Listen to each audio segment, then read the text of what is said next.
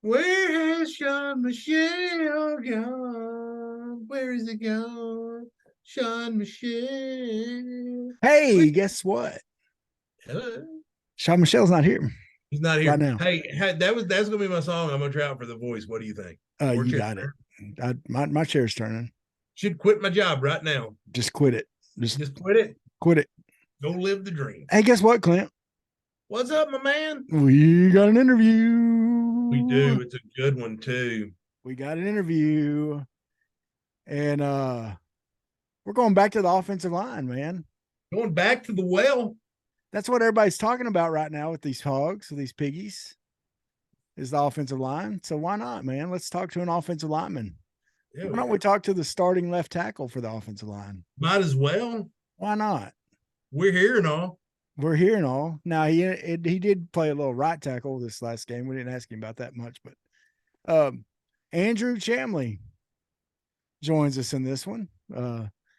He's a redshirt freshman, starting at left tackle, and man, just a good guy and a good conversation, I think. Yep. Actually, the kid was so courteous. At some point during this interview, he climbs from his driver's seat to his passenger seat Yeah, in an effort not to disrupt the flow of the conversation. that's right. And he's not a small man. I don't see how he did it, to be honest. And folks, for this interview, we got to thank our friend, our other best friend, Robert Branscombe and Hometown Roofing. Hometown Roofing with you got that number still? 501-581. I believe it is 7235, but now you've got me doubting myself. It is 7235. 581-7235. Hometown Roofing. Talk office to in Spring Hill outside of Greenbrier there. And they call them, they're on social media. They'll come pretty much anywhere in Arkansas and take care of you. That's right.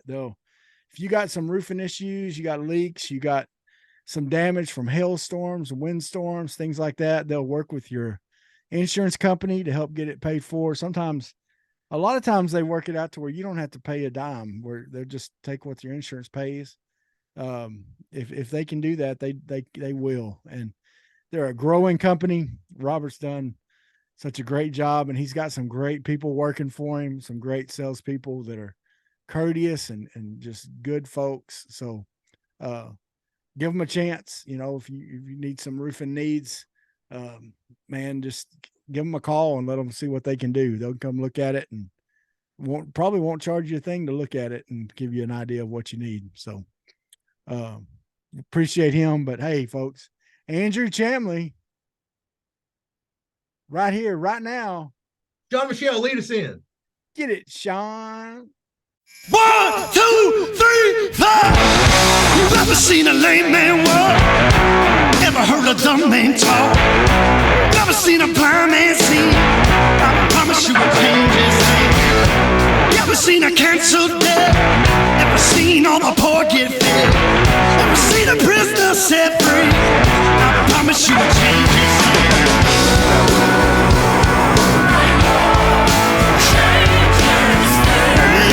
Changes me, my Lord, changes me.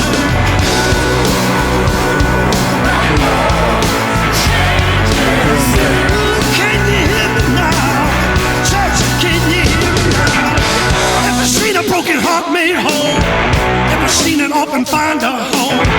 Ever seen the weak find the strength? I promise you will change his name. Ever seen the sick get healed? Ever seen a mystery revealed? Ever seen a death man raised? What's up, everybody? How you doing? This is your boy, Bigger T. And I'm here, as always, with my boy, Big C. But we don't care about him. Nope. Because we have a special guest today. Once again, folks, we're bringing in the people that matter. The people that from the Razorback football team that make the thing go, that drive the cart, that the most important position on the field, the offensive line. We have Andrew Chamblee, starting left tackle for your Arkansas Razorbacks. Andrew, how in the world are you, buddy? I'm good. I'm good. How are y'all? Man, we're doing great.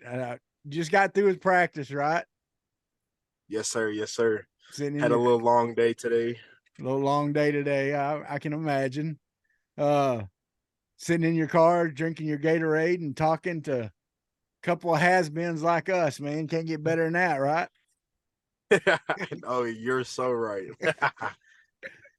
Yeah, no. And I guess you talked to Patrick about us. He probably told you about Travis's kick.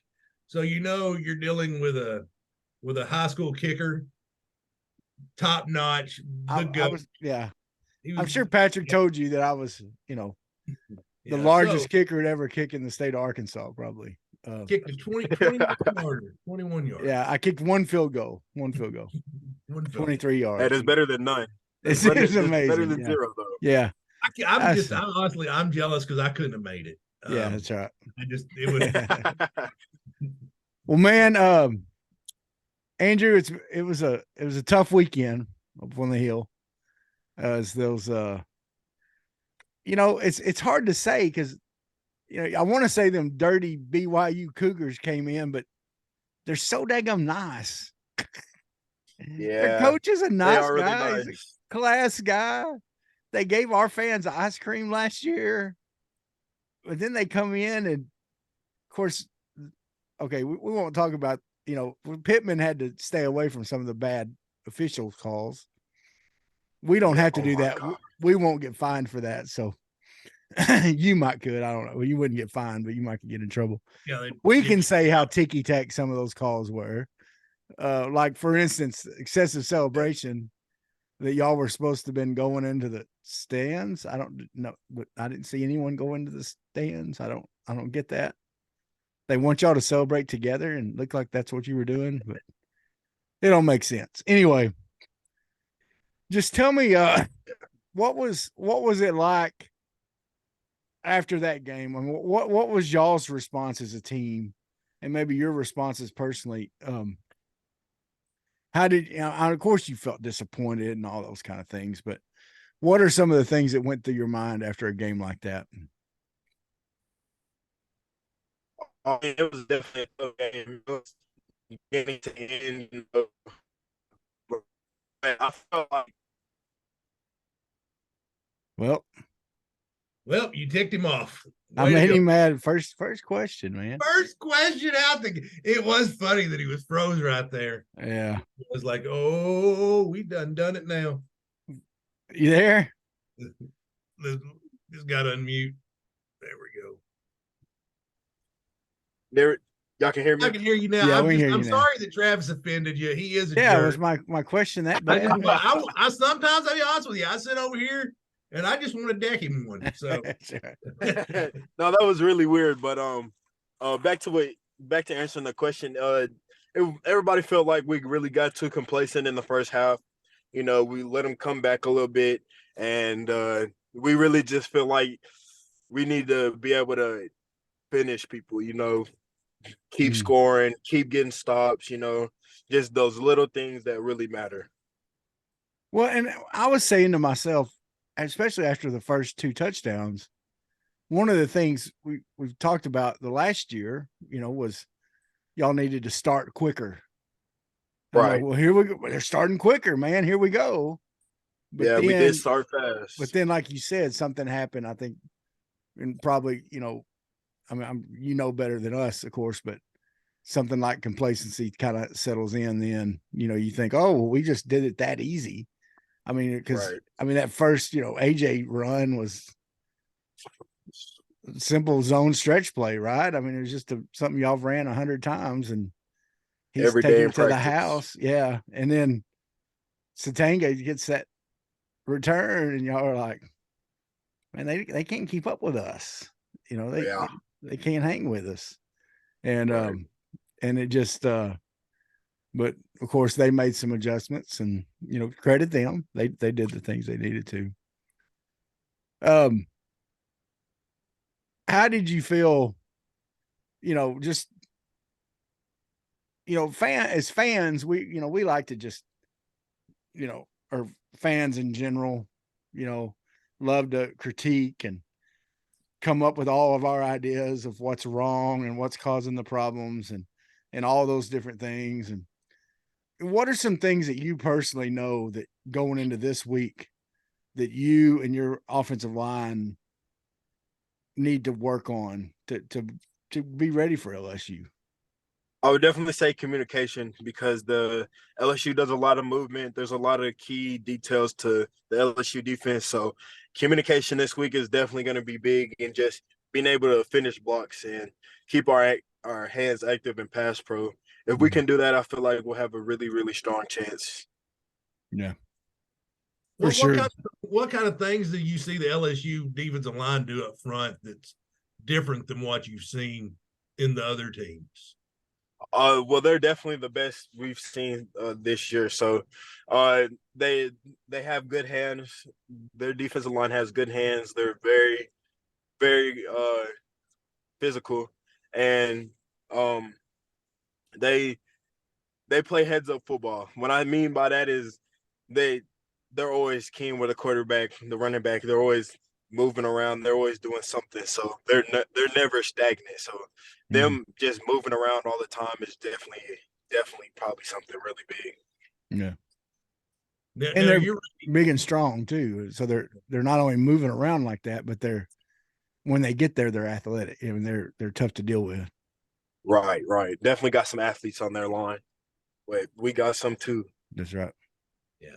Well, that's one of them challenges you live for. You know, it's like you sign with a program like Arkansas, an SEC program, to block guys like Harold Perkins. Mm. I mean that's what you sign up. That's why you took the gig. That's what you sign up for. That's what gets you ready for that next level. You can definitely tell probably that it's SEC play now. The vibe probably in the locker room. Yeah, for sure. Oh yeah, for sure. Definitely the mood and attitude has changed for sure. Again. Now, one of the things that Andrew, that as you know, we're looking for reasons why things aren't gelling right now. Especially, I think everybody expected the offense to gel even quicker than the defense this year. That was fans' expectations, the outside looking in, right? Because we knew we had KJ. Our biggest question was the receivers, and then all of a sudden we see, man, there's some talent there. But I think one of the things as fans we forget is y'all are doing a whole new offense. And talk about what the changes from Bryle's offense to Enos's offense, about the things y'all have had to learn over this year that's been a challenge for you. I'll definitely say some different things that Enos does than Bryles is the offensive line. They look to the sideline and get the play, and we got to communicate it down the line and stuff like that. And just the way that he has some of his plays set out, like it just works out so well for us because we don't have to make so many out calls and push calls, and we don't have to run so lateral all the time because the way that he has his offense set, like KJ makes most of his reads, unlike guys that we would out to in Bryle's offense. So that definitely helps us be able to stay in the box. Gotcha. So are you liking the offense quite a bit? Or yes, sir. I love the offense, the way he runs everything, and just the way everything just flows together. I love everything about it. What about the tempo? Are you liking the a little slower tempo? Oh yeah, so yeah, it is a little bit slower, but I mean that gives us time to communicate, make sure that our spots are right and everything like that. But every once in a while, we will pick it up with a couple of tempos that we have. So, I mean, it's a very, very well mix. Yeah. Now you grew up in Maumelle, right? North Little Rock area. No, sir. Where'd you grow up? Originally was born in Louisville, Kentucky. Oh, okay. Louisville, Kentucky. Louisville, okay. And then my dad, my dad, he was military, so he moved to Little Rock when I was 9. So I could say I grew up in Little Rock, but I mean it was pretty much half and half. Okay. So you went to Maumelle High School. Yes, sir. Okay. But did your dad work at the Air Force Base there? He Jacksonville? worked. No, he didn't work in Jacksonville. He worked at Camp Robinson. Oh, okay. So Yeah. Okay. yeah. Gotcha. Yeah. See, we're both. I'm in Greenbrier. I Oh, think. okay. Yeah. Yeah. That's where. That's where me and Travis both played high school ball. We both graduated there. So yeah, I think y'all played against Greenbrier, correct? Yes, sir. We did in the playoffs. How did that game go? I don't know. I'm It was not a trolling you if y'all lost. I promise. it was a good game, but we did lose. We lost by 3. Okay. Yeah, Greenbrier, believe it or not, Greenbrier when we were in high school was just a 2A school. And but that was back when there was only 4A's. Yeah, but still, like there was only 100 in our graduating class. But Greenbrier's grown like They crazy. even had some schools back then that were B schools. They didn't even deserve an A. Yeah. You're a lesser They than were you're basketball only. Yeah. B school. Oh, that's crazy. But that was back when Maumelle was called Pulaski Oak Grove. Yeah. Oak Grove. Mm-hmm. Yeah. So what was it like growing up in in 2 different places? 2 different places, but talk about growing up in, as you moved down to Maumelle, did you become a Razorback fan when you moved there, or did do you have connections to other schools back in Louisville or somewhere like that? I really didn't have like a big college team that I preferred. When I moved here, it was all Razorbacks because I mean that's what the state has. There's no NFL team. There's nothing like that. So, I mean the Razorbacks started to rub off on me a little bit. I would catch a few games here and there, but I didn't really have like a big team that like their flag is hanging up in my room or something. Gotcha. Now, you have some siblings, is that right? Yes, sir. I'm the youngest of 8. Youngest of 8? Oh, wow. yes, How does that break down, boys? Are you the largest of the 8? I am. So 4 of them are stepbrother, stepsister, and and then 3 of them are blood related. But I mean, they're all family at this point. I mean, yeah. I see them as brother and sister. But the oldest is the shortest, and the youngest is the biggest, which is really funny to me. That's funny, yeah. I played at Arkansas Tech. I walked on there, and my roommate was the starting left tackle, and his family was entirely just normal sized. And then here's just what the crap is like. You didn't know if his mother had had an affair with Andre the Giant or something. It didn't make no sense. Yeah. So the only one that's close to me in height wise would be my youngest sister. She's 6'2". Oh wow. Yeah. Now, were any of your other siblings athletes also? No, I'm actually one of my brothers. He was an athlete, but he didn't go to college for any sports. But I'm the first in my family to go to college for sports. Gotcha. Very cool. Well, good deal. So what did you do in your spare time besides? Did you play any other sports besides football? I played basketball and I did a little bit of wrestling. Okay. Nice. How did you enjoy wrestling? It was all right for the most part. It was just I didn't want to cut down a lot of weight come wrestling season, so I just go to practices and stuff like that. Did you feel like that helped you as an offensive lineman though, learning the? Oh yeah, for sure. Just like hand placements and being able to bend a little bit better than most people. So yeah, for sure. So yeah, you didn't want to. So what did you walk around at in high school? In high school, I was about 285. Okay, so it wouldn't have been just a terrible weight cut for you because it had to be under 285. Yeah, I think our weight classes ended at 280 or 280. Yeah, I think it was 280.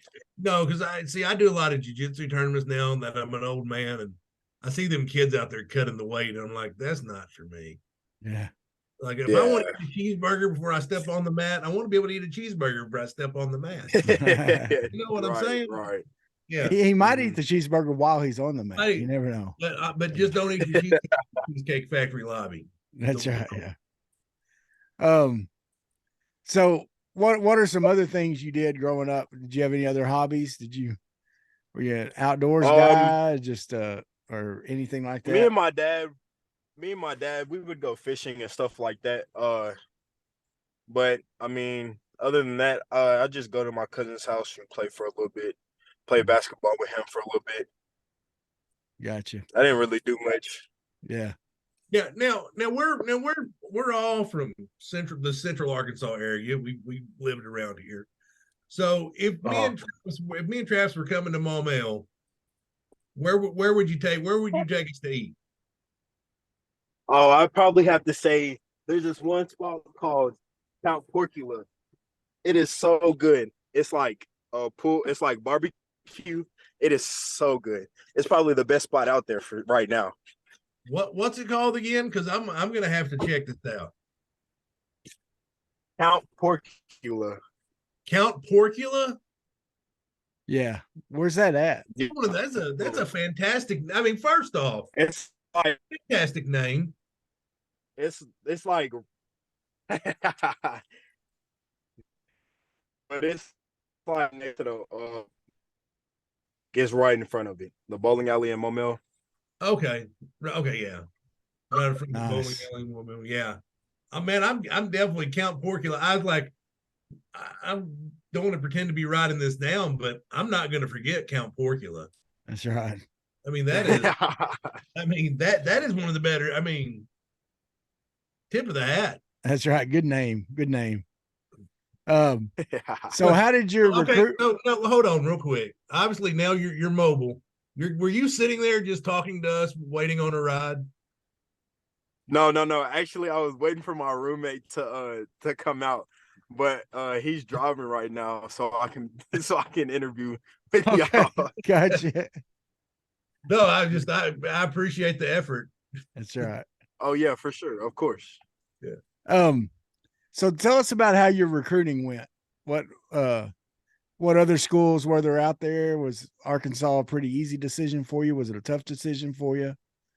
Tell us about that. So I would say the next closest thing to Arkansas was Oklahoma State, and that's because the major I want is mechanical engineering. So they have a really good engineering program. So it was kind of hard to pick in between the two, but I think I made the right decision on coming to Arkansas. Cool. Mechanical engineering. What do you want to do with that? Go make money somewhere. Make money. There you go. That's a good call. Yeah. That's a good call. That is some honesty right there. Want to make some money. Well, I was talking to a kid the other day that's about to graduate high school, and that's what they were looking for, is a mechanical engineering place for that. And there's only a few here in Arkansas. I think Arkansas Tech has that, but No, you got to have a different kind of high school education to get into Arkansas Tech. That's You right. can't just walk in there with just a regular GPA. You will get a Department of the South. You got to know your social security number to get in there. It's a different level to get in there. Yikes. You know? Anyway. Yeah. So who recruited you for Arkansas? Who was your lead recruiter? So I got recruited under both Chad Morris and Coach Pittman. Oh wow. Now what? But, I don't know if I've ever had anybody say that, talk to anybody that was recruited by both Chad Morris and Coach Pittman. What was the different recruiting styles between the two? How are their approaches different? So Coach Morris was kind of laid back. You know, he's the one that gave me the Arkansas offer. I came up here for a visit, and he gave me the offer. But just I feel like Coach Pittman's a little more passionate. You know, he cares for the kids. He's like an uncle, basically. So I really felt like that was a big change. Okay. Now, who was the offensive line coach under Morris? Ooh, I'm trying to remember. Coach Fry. Coach Fry. Fry, that's right. Fry. Okay. Yeah. Hey, you phoned a friend over there, didn't you? That's right. Tell your roommate, thanks Hey, for he- that. We stop you knew it. again. That's the crazy thing. He knew it. He knew it. It was probably taking me forever. Yeah. Well, they had some good young position coaches. I mean, even though things didn't go Yeah. so well, I mean, there was some. I mean, there's a lot of those coaches that are still out there doing well. That was working under him. Yeah. So, and word was they were pretty good recruiters as far as what we were hearing from them. So, so as you got up to Arkansas, it was the transition to SEC ball from Maumelle. What was that like? Was it kind of a fish out of water thing at first, or did you take to it pretty easily? It's definitely a fish out of water.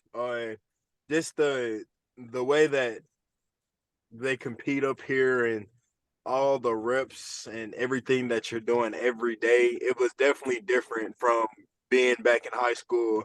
Oh, I can do this whenever I want to, or oh, it's practice. It's okay, it's not that big of a deal. But now it's like, oh, you got to be here at this time, or you got to be here at this time, and practice is at this time, and you better not mess up at practice because it'll be a problem, or it won't be a problem, but like you will critique it right then and there, So it definitely was like a fish out of water experience for when I first came up here. Well, and I'm sure too, your teammates all feel that same way too. They're wanting to be at a certain place, a certain time, all regimented. And so that's probably a lot different than high school, because in high school, you were probably, the most talented guy on your team. And, you could kind of get away with, going through the motions every now and then. And all of a sudden you're in the SEC and going through the motions ain't gonna work. Yeah. Now you go through the motions. You went to high school with another Razorback, correct? Nico? Yeah, Nico Dalvier. Yeah, Nico. Now what was that like with both of y'all being recruited? Was it always going to be a package deal? Were y'all looking at going to the same place, or did it just kind of work out that way?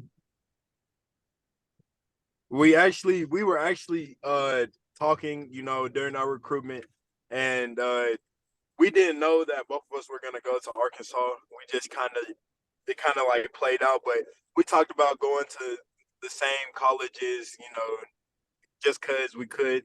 So we had like the same offers, like Nebraska, Arkansas. I think we had a couple other schools too. So we definitely talked about it, but I mean, I guess it just worked out in the end. Right. Now, not everybody gets that opportunity in high school to be able to practice against a defensive lineman of that caliber every day. Right. I mean, did you feel like that helped you in the transition to college? Like, do you feel like maybe you're a little bit more ready for a college practice than some of the other incoming freshmen because you had that competition every day? Oh yeah, for sure. I mean, we both got each other better every day. We would go against each other in high school practice almost every day. So I feel like just us being able to work with each other and us being able to get each other ready for the next level was just a good thing. So would those battles get pretty heated in practice sometimes between the two of y'all? Sometimes. I could just imagine watching, because you got two guys like that. And I remember hearing about y'all in high school. Because I pay attention to all the recruiting boards and all that kind of stuff. And I could just imagine, at practice seeing y'all going, one-on-one in a drill or something like that. I can imagine everybody just kind of just sitting back and watching, this great battle between these two guys. I'm sure that was some neat stuff to watch. But you know what had to be nice, like honestly, is you and Nico been going at it, and then they sub him out, and then they bring in another kid that's not Nico. Yeah. You're like, oh, nice. Yeah. I don't have to try on this one. Yeah, that's definitely like my little break period. Yeah. Like they sub Nico out, just put in put in the 10th grader, like, oh, dang. Yeah. Yeah. Like you feel bad for that kid, but like it's all right. Well, it's kind of like in high school when you're especially I remember like in junior high, we were beating a team pretty bad and they brought in the sub, and me and the starter were going at each other pretty good. And then they brought in this other kid. He's like weighs half as much as the other guy, wore glasses, looked Right. like he didn't belong there, and you're like, okay, this is gonna be easy. But yeah. So as he got in with there at Arkansas, and got in with Coach Kennedy and of course Coach Pittman. How much does Coach Pittman spend? How much time does he spend with y'all? Does he spend a lot of time with y'all, or does he kind of leave that to Kennedy and the other offensive line coaches for that? He pops down every once in a while.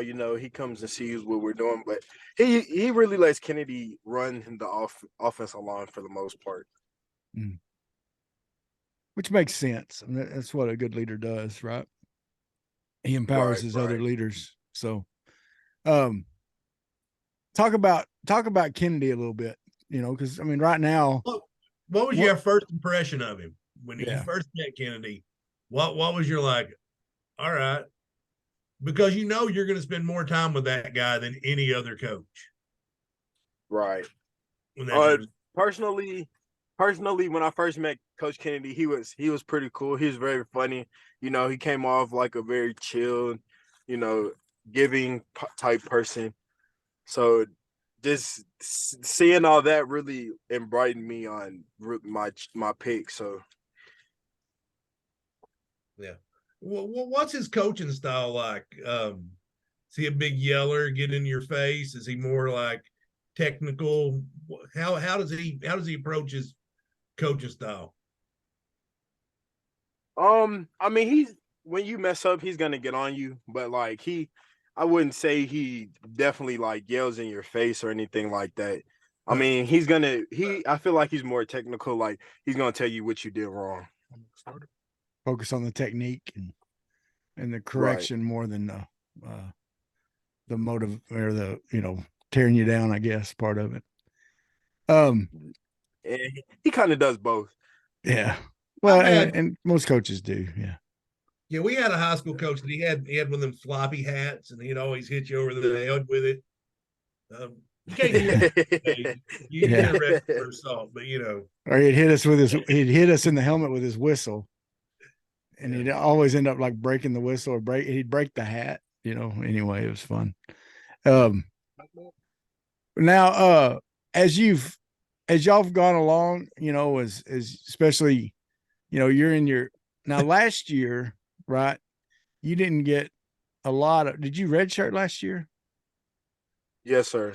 Okay, you did get the red shirt last year, but did you get some playing time in some games?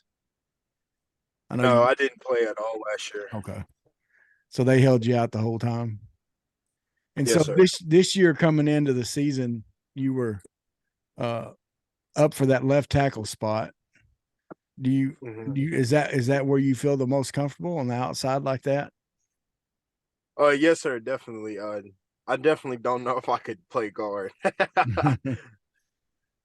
Well, and reading, and I went back and read some of the recruiting notes on you, and they said that you projected as a left tackle. That's what the most of the scouts were saying on you. So it makes sense. Yeah, what do you like about playing the position of left tackle? Well, I mean, because I always wanted I wanted to play center because I wanted the ball in my hand. I don't know why. And so I willed my way to being a third string center in the Gulf South Conference. Don't be jealous, but that's what I did. But because that's what I enjoyed. I enjoyed having the ball in my hand. What do you enjoy about playing the position of left tackle? Definitely just being solo most of the time. You're really out there by yourself, so you really get to show off what you can do personally. And you know, probably more likely than not, they're going to put their best defensive end Oh right over, yeah, and it's going to be no doubt, you and him. all night. But it seems like you welcome that challenge. Oh yeah, you got to. I mean, it definitely makes me stronger, a stronger person, a stronger being. You know, makes me critique myself on little things that I see this. You know, I need to do better at this when he does this and this. You know, so just being able, I feel like being able to critique my own little things on the spot is also helpful. Yeah. Now, What how are much? some of those things you continuously, or not continuously, but like say you're, at this point in your career that you're working on the most right now to better yourself? I def I definitely have to say my pass pro, you know, and my run block. But with pass pro, I got to work my hands a little bit better and work my feet, make sure my feet don't stop when I punch my hands and I'm not reaching and lunging and stuff like that. And then on my run block, I just gotta keep getting better fits. You know, on the backside of things, I gotta be really open my shoulders and cut out some things. So that's just a little bit of what I need to work on. Now, one of the things that's been mentioned since this game, this last weekend game, is hands. And Pittman talked about that y'all got some that are injured, but talk about how important your hands are, because as an offensive lineman, you're not allowed, to wrap up somebody or something like that, but you still Right. use your hands a lot. Okay. So, and I think the average fan may not understand, how important that is. I mean, that's why, they put out your numbers on bench press and things like that to show maybe how strong you are with your hands and arms. So what's on an average play, just talk about how important the hands are in getting the right block. Oh, hands are so important for an offensive lineman. Also for a defensive lineman. I mean, offensive and defensive linemen have hand games every play. Just having your hands inside on the right fit, it definitely helps you make your block a whole lot easier. Like for me personally, as a left tackle, a lot of outside and inside zone plays, I gotta make sure like my inside hand, my right hand is always hits, because if it doesn't hit, then he can retrace back inside or he can throw me off the block outside and get the play. So hands are definitely very, very important as an offensive lineman. And when you're talking about hits, you're talking about putting them on that person that you're blocking in a way so you can leverage and turn them, right? Correct? Not turn them. We want, as an offensive lineman, you really don't want to turn your Well, defender, yeah, because yeah. then you're not covering up color. Your running back's not as, he doesn't know, you're telling your running back where to go, and when you turn a defender. As an offensive lineman, you want to get under their pads, inside their pads, so you're able to lift them and go vertical. Gotcha. So get them out to where they're not able to use their power and their strength Right, right. against you. Hmm. And you can Right. use your leverage, your hips, your legs, your strength to put them Against where them. you need to be, where you need them to be, so your running back they can't get to your running back or your quarterback or Right. or Right. whoever else. Now, And I think as regular fans, most fans don't, if they've never played the position of offensive line, they don't understand that. They don't understand that not only are you having to remember a play, what you're supposed to do on that play, you're having to read the defense, you're having to, react to wherever the defense is lining up on that play, if they're blitzing, if they're not blitzing, if they're, whatever Right. else. But then you're trying to Communicate. get in the right connection with your hands, your feet, all that kind of stuff as you're trying to make contact with them. That's why when you go to the NFL, y'all make lots of money. Right. Right. Because there's a lot to happen there, man. There's a lot that happens there. And it's not just about, hey, fat guy, get in the way. It's so much Right. more than Mhm. that. Now, and one of the things you talked about is that you need to work on in your pass pro, and people, I don't think people realize how hard this is keeping your shoulders back, because it is human nature Yes. to lunge out at somebody, especially when they're coming at you as fast as these guys are coming. You want to lunge out. What can you explain what happens to an offensive lineman when they lunge, especially in So pass? 9 times out of 10, when an offensive lineman lunges, he's either already beat or he's about to get beat. So with that, a D lineman, once an offensive lineman lunge, they can do anything. They can speed the power, they can swipe your hands and make you miss, run the hoop. I mean, there's just a lot that happens once you lunge.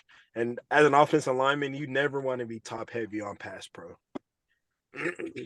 No, and that's just one of the things, because it just goes against human nature. Human nature says to reach out, but you've got to kind of sit back and use the hands. And I don't think people always realize number one, how hard that is, and number two, Right. how much the little details like that. Well, and the on the other side of that, those defensive linemen, they're trained to try to get you top heavy, to try to get you off your balance, to try to get you leaning forward, to try to get you. And so they're pushing, and they can use their hands. Like if they grab some jersey, it's not a penalty, right? Right. I mean, let's not pretend offensive linemen don't grab some jersey every now and then, but but if you can get caught for it and get a penalty. Defensive linemen, they can grab and pull and push and twist and turn and trying to get you off your balance and off your footwork and off everything else. So you got that going against you. And when you got guys like LSU's going to put up there against you, Perkins and those guys, that's tough to do. That's because those guys are bench pressing close to the same amounts you are. I mean, they got strong hands just like you do. And that makes it very difficult. Right. Now, one of the big things out there right now on talk radio and all that kind of stuff, and I just want to get your response to this and kind of what you think, is on the 4th and 1 play when they had KJ back in the shot. Sorry. You knew that was coming. I mean, you knew what I was talking about, right? I put here, and here's what I say. I say people are stupid. Okay. Just because, yes, Philadelphia does the deal where they put 2 guys behind Jalen Hurts and just, have them push him around. But there's something to having him back there to where he can get momentum going.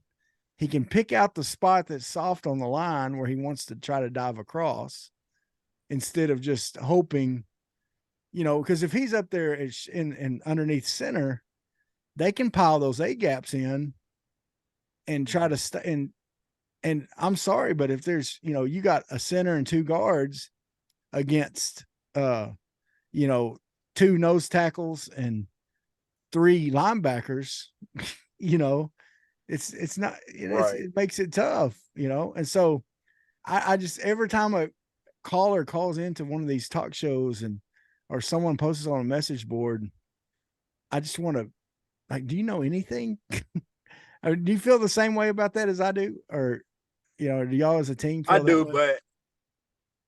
but on that 4th and 1, the reason he was in shotgun is it was really a freeze play. We weren't supposed to run a play right there, but we ended up running a play and it didn't get communicated all the way. That's why he went from shotgun to under center.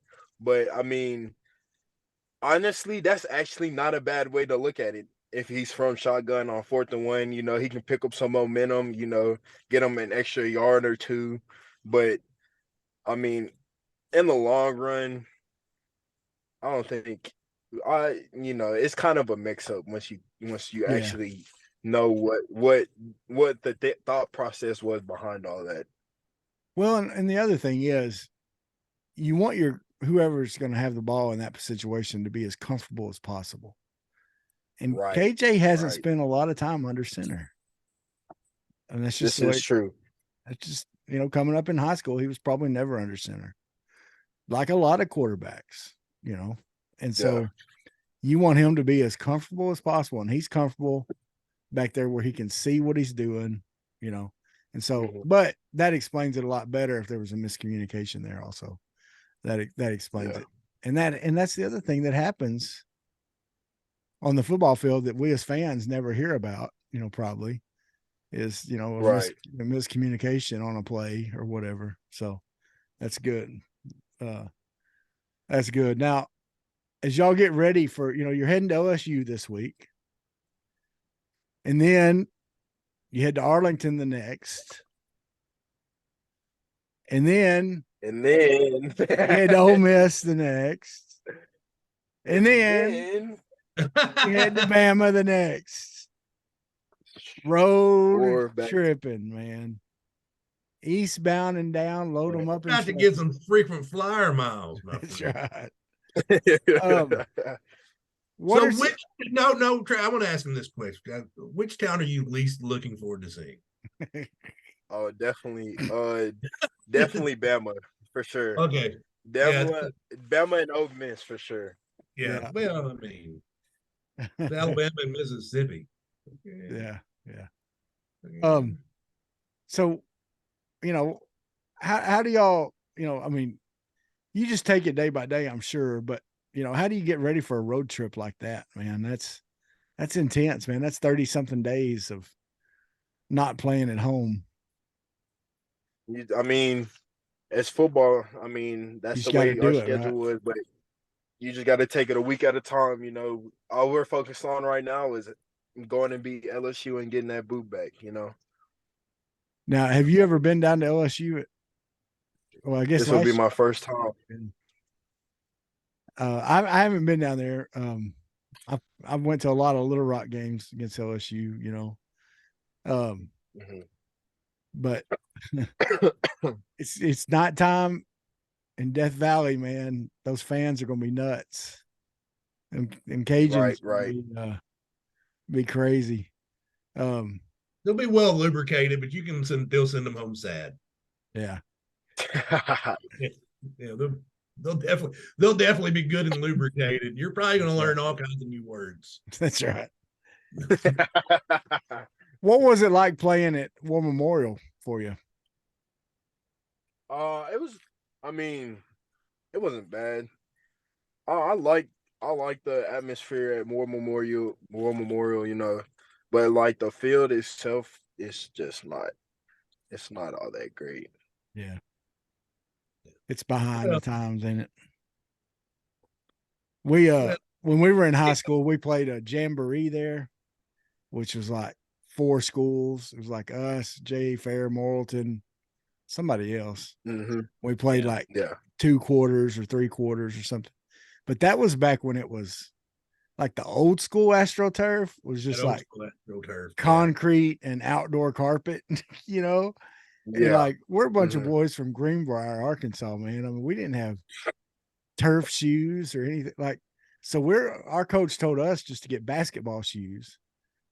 And then all of our running backs and receivers were putting tape on their athletic tape on their elbows to keep from getting carpet burn on it. Yep. It was crazy, turf man. Burn. And it was weird. It was weird playing on that. So, but of course, y'all got that nice grass field up in Fayetteville now, so that makes it a little better. Grass so much. Yeah, grass is better than AstroTurf, no doubt. Yeah. Oh, I hated that Astro play stuff. It gets so hot. Now, did you know Dave Dyson? Yeah, actually, that was he helped me get recruited, and he also trained me with and did all this other. I love that man so much. I definitely wouldn't be here without him. That's awesome. We played together for the Rhinos. Really? Yeah, it was a semi-pro football team. We called it professional minor league to make us feel better. But but yeah, we were both on that, and it was an experience where I donated my time and energy. Right. Because I was not compensated financially. I'll leave it at that. Yeah. But no, he's a great guy, and I hear a lot of players speak so well of him now. Yeah, I love that man so much. Well, tell us about some of the other guys on the team that maybe you've been impressed with, some of the other linemen, some of the defensive guys you've gone up against. You know, who are some of the, brag on some of your teammates here a little bit. Who are some of the guys that, we need to watch out for that maybe, there's the obvious ones. I mean, we know Landon Jackson's a freak, and we know Pooh he's a Paul, freak. but what about, some of these other ones? What about, like Greer and Sherman and or some of the other defensive linemen that you've gone up against? Who are some of the guys that you're like, okay, this guy's just waiting to come out? Definitely. I had to say another big defensive lineman is Trajan Jeffcoat, a transfer we just had. Mhm. He's been really, really great for us. Cam Ball, of course, he's always been good. Another transfer. Don't let me do this right now. Morgan. Oh, oh yeah, John Morgan. He's great. He's a very like he's not small, but like he's a little bit shorter than most. So Mhm. his ball get off is so well, and I love going against him every day because getting that ball get off, just he definitely makes me better on getting off on pass pro and things like that. Patrick Kudis, I mean, me and him are both playing tackle right now. We're both pretty young. He's a sophomore. I'm a redshirt freshman. Um, Sherm, the transfer from Louisville tight end, he's done actually a lot better than most people said he would have. But I kind of expected that. He's a little bit older. He understands football a little bit more because he's been playing a little bit longer. Mhm. Amarion Harris, he's actually been doing really, really well. Playing guard, he's been playing guard, tackle. He's been getting moved around a little bit, but he's been able to pick up things very, very well. And hopefully y'all get to see him a little bit more on the field this year. Devin Manuel, another good tackle that we have. He's been kind of beat up a little recently, but the way he's put on his weight and the way he's starting to come around is just great to see. So it's just everybody's coming together so well right now, and it's just good to see how well we're staying bonded to, because that's what's going to really matter once it comes down to this 4 game, not at home, away on the road stretch. We got to stay close and stay together. Well, and that's kind of what me and Travis were talking before we came on the air with you, is like, or we started recording on Zoom, however you want to say it. I don't know. Podcasting is weird. But one thing we're talking about is the story's not written. We've lost a game, Right. Just one game. It's only one game. You've lost one game. I mean, you still got, it's a murderer's row, but you still got so many opportunities to prove how good the football team you are. And I mean, I think that's probably the way you're looking at going to LSU. Like, it's an opportunity to prove how good of a football team we are. And I think every time you get a chance to go step on field with those athletes, it's an opportunity to prove yourself. Mm-hmm. Well, and newsflash, every team left on the schedule has shown weaknesses this year. Right. Bama's got some weaknesses. They can't figure out quarterback right now. I'm starting. Oh, they're probably definitely going to start Monroe from here on out, but he's definitely a great player. He's a great player for sure. Yeah. But I mean, you know what I'm saying though. I mean, there's chinks in the armor for everybody. And right. Just one game.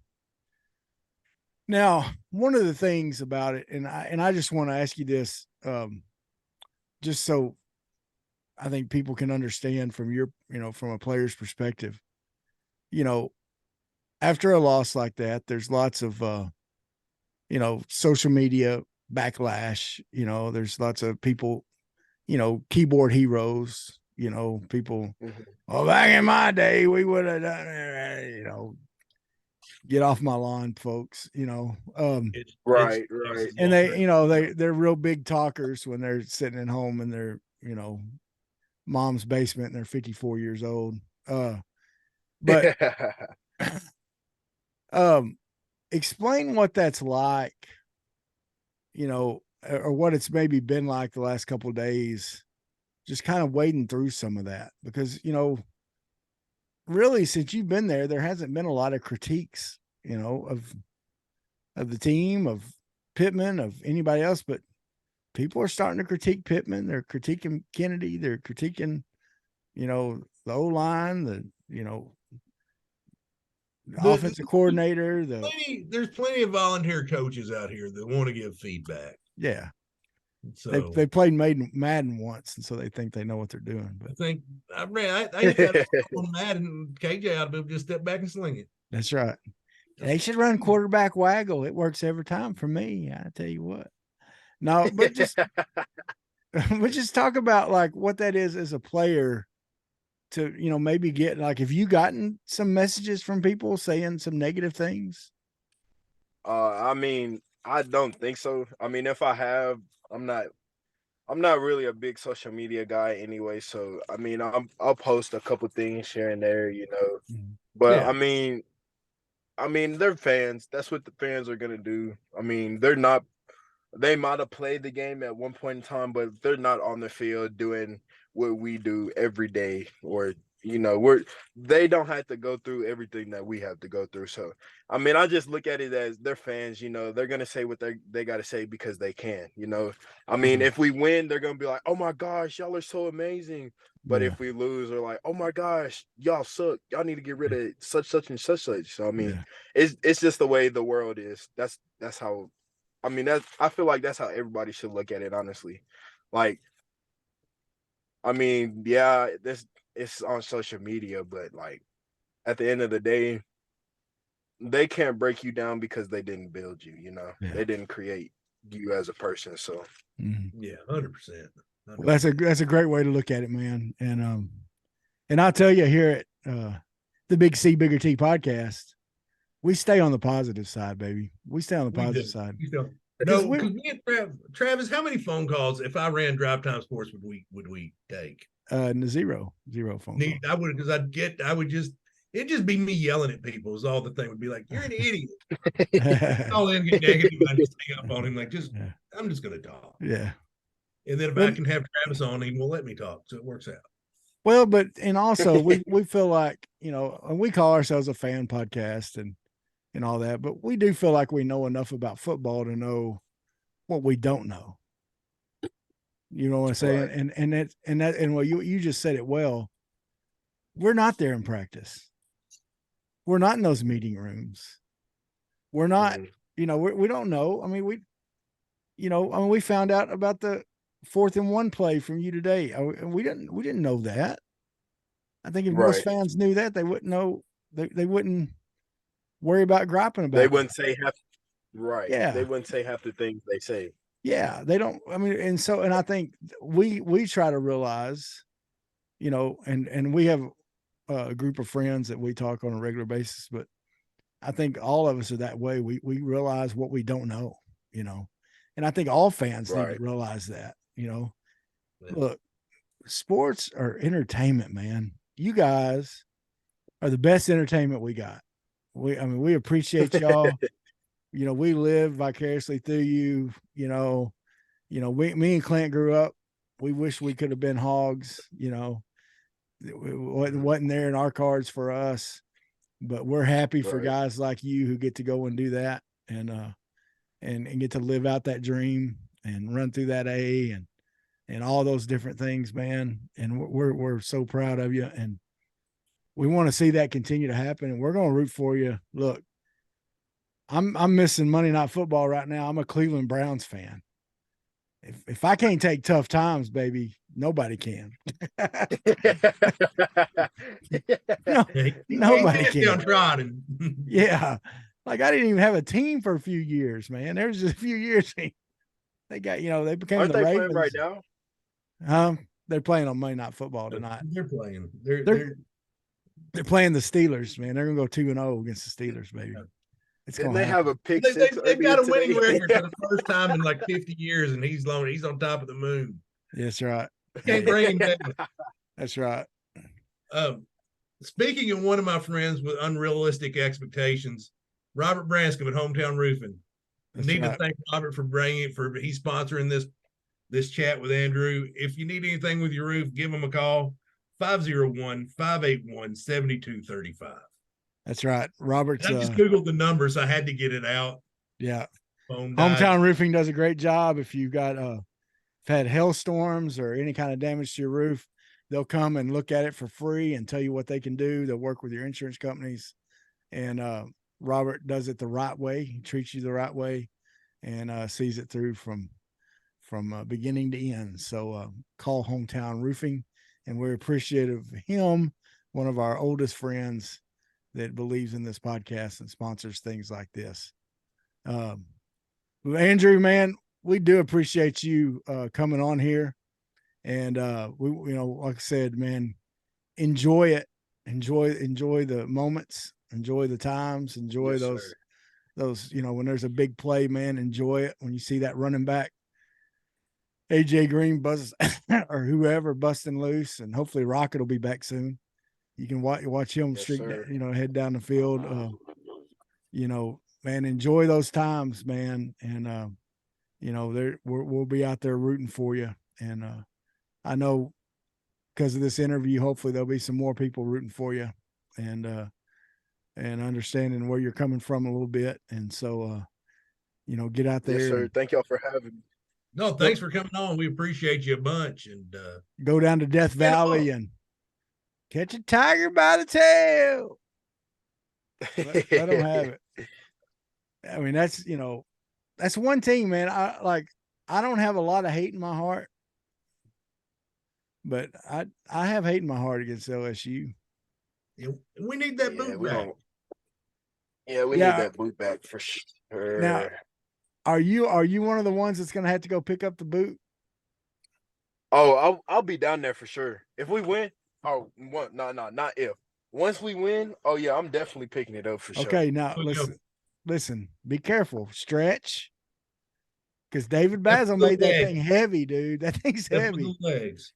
Yeah, that lift I heard it's I heard it's ridiculous. Get ready like you're about to deadlift something, because we don't need you pulling a back muscle lifting up a trophy. But I did have a friend roll his ankle in the celebration, so that's right. Don't be that guy. Well, folks, thanks for watching and listening to the podcast today. Andrew, thanks for being on, man. We appreciate you. Best of luck the rest of the year. Keep it up. We're excited to see what this team. There's still a lot of ball to be played, and we're excited to watch it. So, yes, sir. Folks, yes, sir. like and share. And man, we'd love to do it again sometime. Folks, like and share. We're on Apple Podcasts, YouTube, Spotify, anywhere you can find podcasts. We are there. Amazon, Google. Search Big C, Bigger T, and you'll find us. Ain't that right, Big C? Yes. All right. For my boy Big C, for Andrew Chamblee, the man, the left tackle. Folks, y'all have a great week.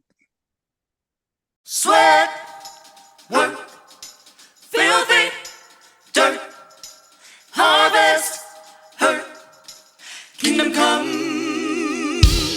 Sweat, work, filthy, dirt, harvest, hurt, kingdom come. Listen, that's why I sweat when I work. My hands get filthy down in this dirt. Won't see no harvest till I hurt. Crying your kingdom come. Listen, I wake up in the morning, I bow my head to